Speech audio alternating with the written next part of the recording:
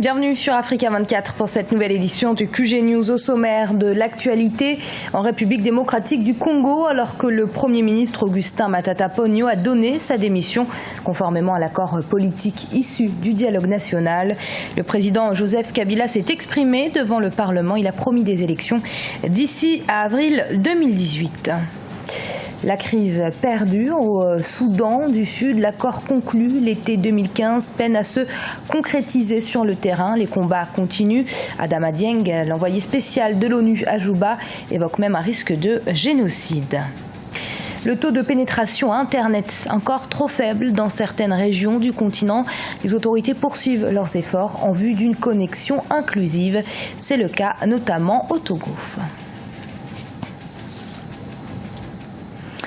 Le président de la République démocratique du Congo, Joseph Kabila, s'est exprimé ce mardi 15 novembre devant les deux chambres du Parlement. Le chef de l'État a dressé un bilan de ses années au pouvoir et a rappelé les défis à venir. Il a ainsi promis des élections d'ici avril 2018, comme le stipule l'accord politique conclu le 18 octobre. Le président a par ailleurs appelé l'opposition radicale à adhérer à cet accord, tout en dénonçant l'ingérence étrangère dans les affaires politiques congolaises. C'est un sujet qui nous a été préparé par Diarra Ndiaye. Le président de la République démocratique du Congo, Joseph Kabila, sort du silence. Le respect de la Constitution, le calendrier électoral et les moyens de tempérer la crise économique ont été au cœur du discours du chef de l'État ce mardi 15 novembre devant les deux chambres du Parlement réunies en congrès.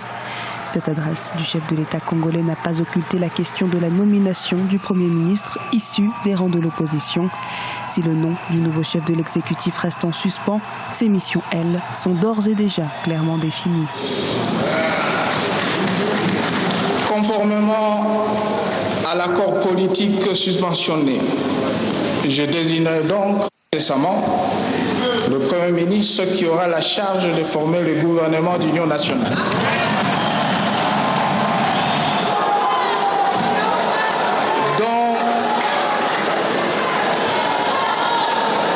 La mission principale sera de conduire le peuple aux élections, tout en préservant les acquis économiques et sociaux de 15 dernières années.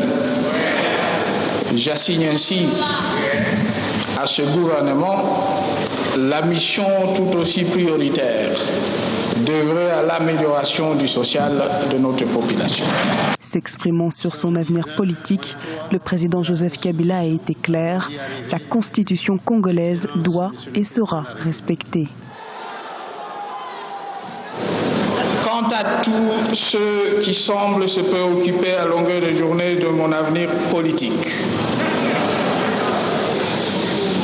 je tiens à dire, tout en les en remerciant, que la République démocratique du Congo est une démocratie constitutionnelle et que toutes les questions pertinentes relatives au sort des institutions et de leurs animateurs sont réglées de manière satisfaisante par la Constitution.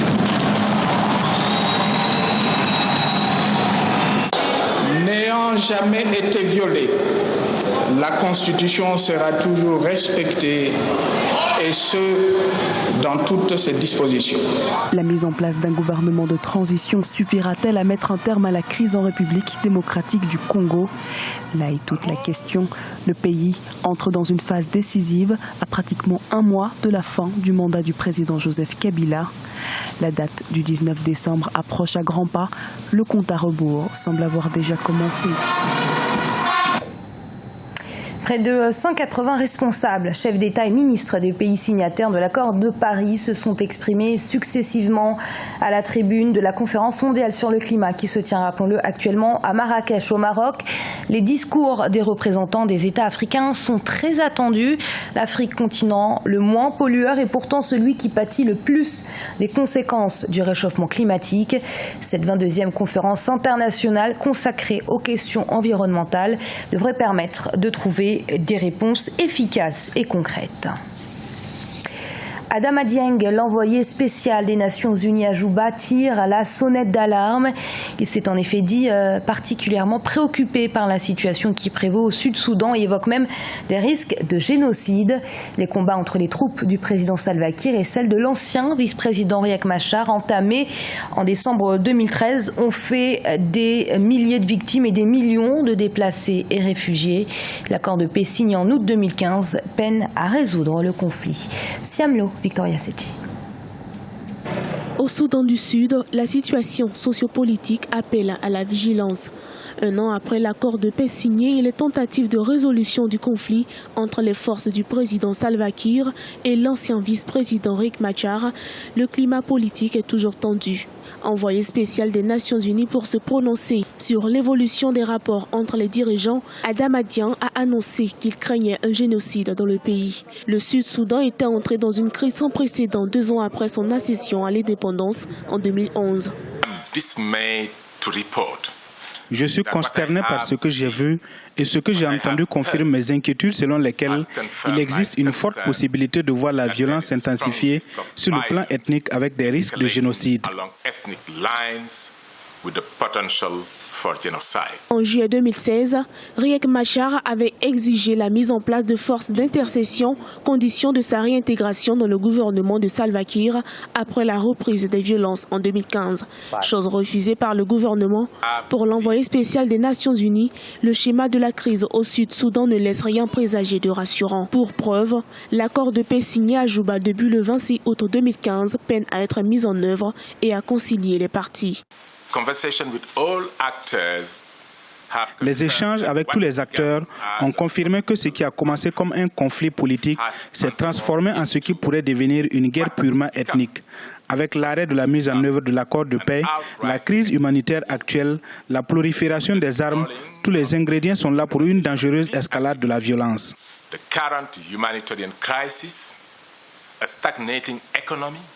L'envoyé spécial Adama Dieng a annoncé son intention de réunir l'ensemble de la communauté internationale et de l'Union africaine. Ceci pourrait éviter, selon lui, un éventuel génocide. Rappelons que le conflit du Sud-Soudan a ôté la vie à des milliers de personnes et déplacé près de 2,5 millions d'autres. Plus de 6,1 millions nécessiteraient de l'aide, selon des organismes humanitaires. En Guinée-Bissau, dissolution du gouvernement de Bassirou Dja par le président José Mario Vaz. Le chef d'État a en effet annoncé qu'un nouveau cabinet serait formé conformément à l'accord de Conakry, accord visant à sortir le pays de l'impasse politique. Le président n'a fixé aucun délai pour la nomination du futur Premier ministre. L'avant-projet de loi de finances 2017 proposé par le gouvernement camerounais se chiffre à 4 373,8 milliards de francs CFA. Il sera débattu et voté lors de la 3e session budgétaire de l'année à l'Assemblée nationale et au Sénat.